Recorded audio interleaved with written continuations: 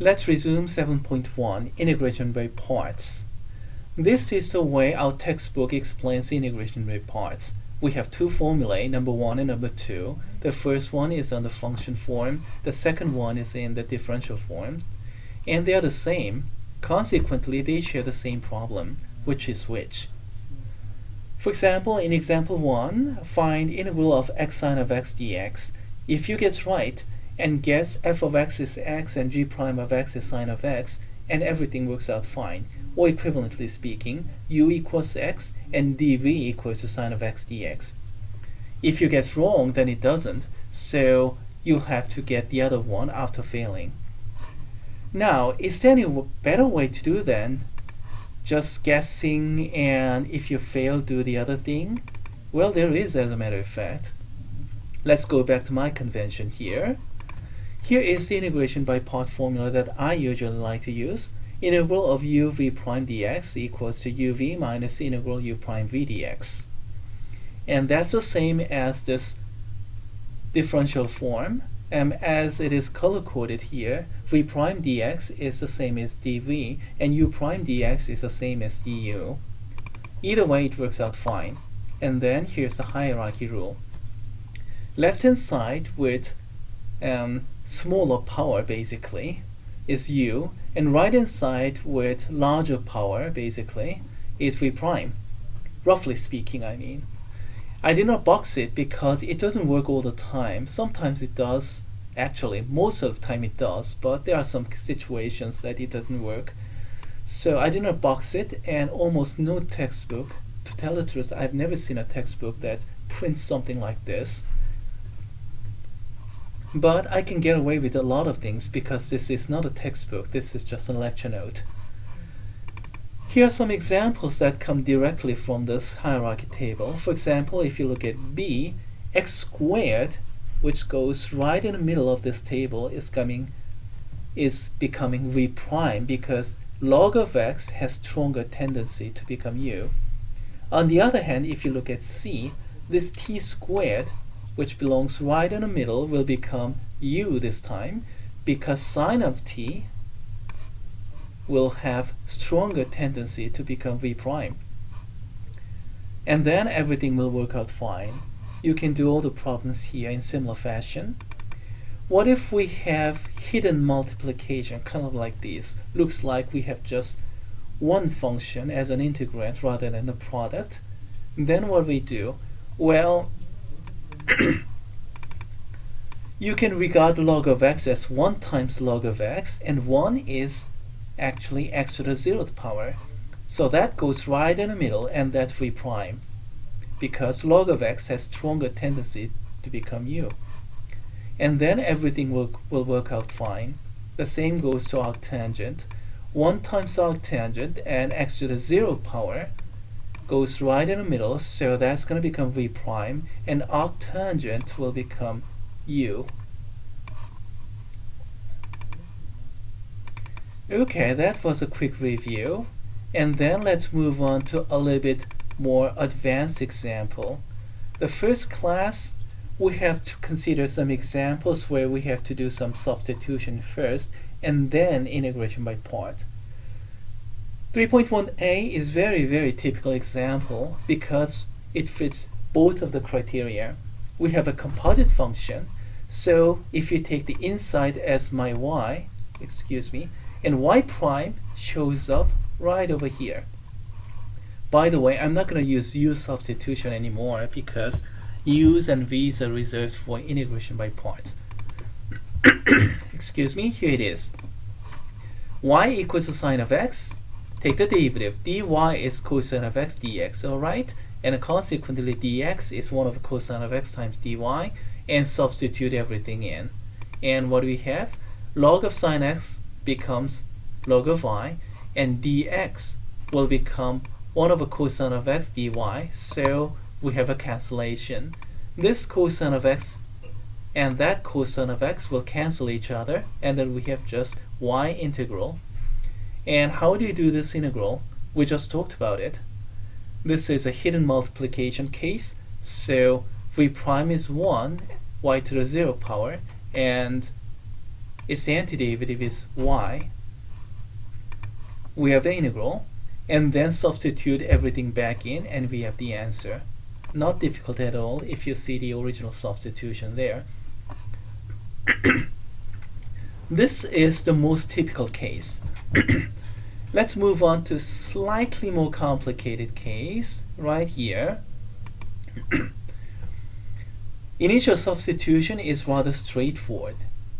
Y equals the square root of x. But then again, how about the second criterion? Do you see its derivative flying around? You don't. Will it still work out? Well, it will. Here it is. Y is square root of x. Taking the derivative, dy is 1 over square root of x dx. So dx is like this. And then substitute everything in. Exponential become e to the y power. Dx will become 2 square root of x dy. And then let's make this observation. No cancellation, so this square root of x is going to be y. And then we have the second integral here. The second line, excuse me. It's not second integral, it's the same integral. So integral of 2y exponential y dy. And that is an integration by part. 2y by the hierarchy table is going to be my excuse me, what am I talking about? That's going to be my u, and exponential will become u prime, v prime. And integration by part formula yields something like this. So the derivative u prime, and then this is v. Exponential remains the same. We have the integral, and then substituting everything back in, we have the final answer. We have the other two problems here, but they are going to be a little bit more complicated. The same technique, yes, but a little bit longer.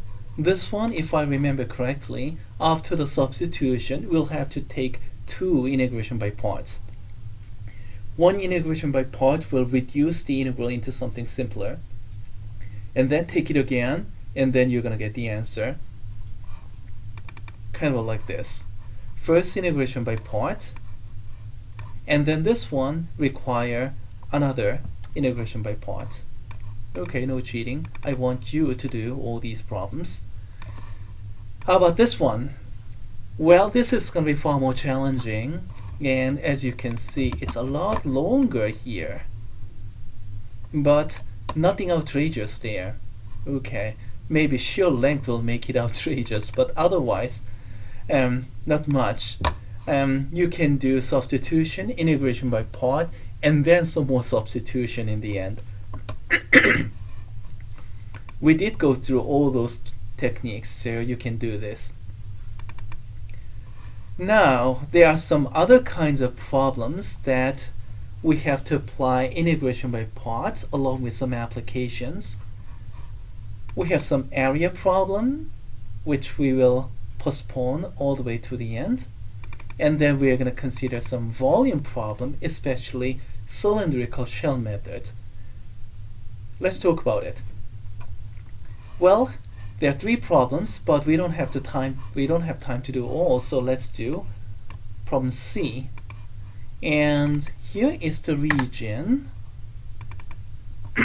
Here we go.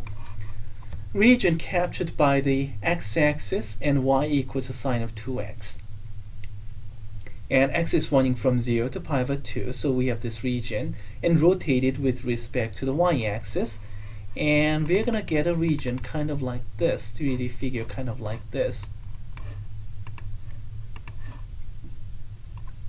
The rotation yields this figure.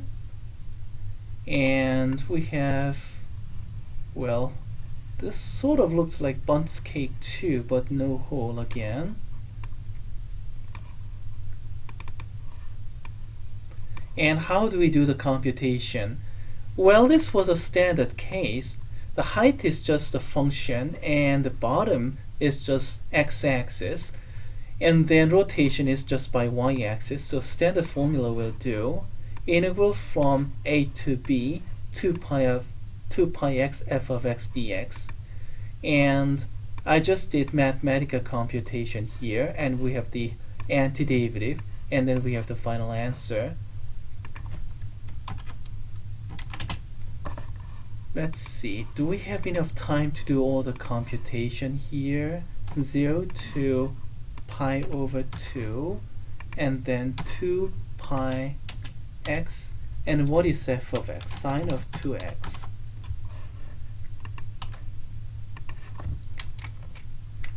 That's my volume, and then you'll have to calculate the antiderivative of this using integration by part. You can see that u will be, u is, this 2 pi x will become u, and sine of 2x will become v prime, coming from that hierarchy table. And then if you finish your integration by part and plug in the top, plug in the bottom, subtract one from the other, you're gonna get pi squared over 2. Okay, I'm gonna leave it at that. The details for this integration by parts will be left to the student.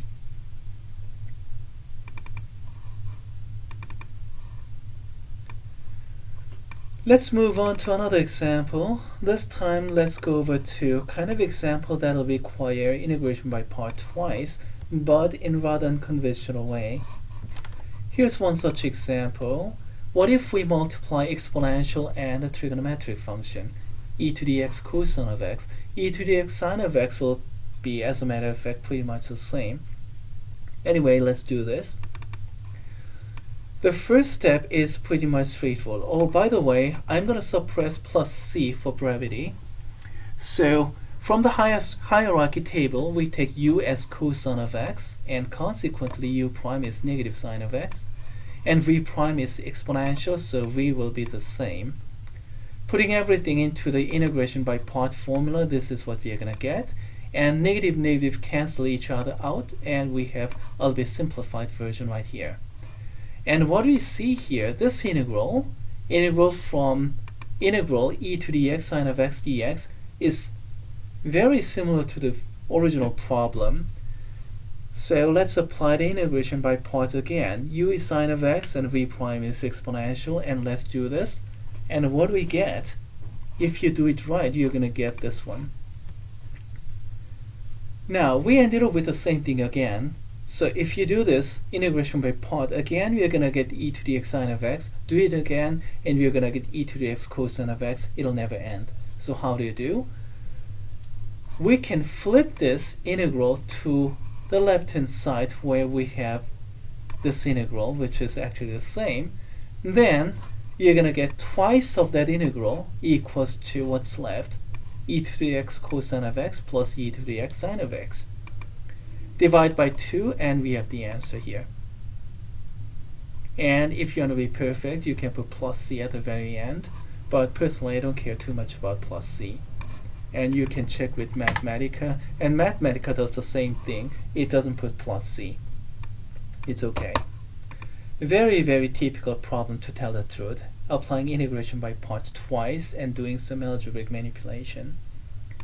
The next problem, however, is well, what can I say? This is rather outrageous. This is a hidden multiplication case, and you need some trig identity and whatnot.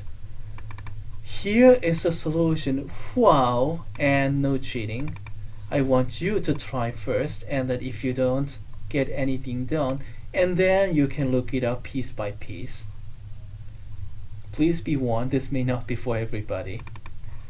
Okay, looks like we are not going to have too much time left to do area problem, but that's okay. For this kind of problem, well, we'll have to picture, we'll have to get a picture, and here it is. Y equals sine of square root of x, and then going from 0 to 4 pi squared. We have this blue part and we have this red part. Unless you do the absolute value appropriately, you're going to get a cancellation. And that's why this extra negative sign is showing up. Otherwise, This is just integration by part problem with some substitution. I'm going to leave the detail to the students.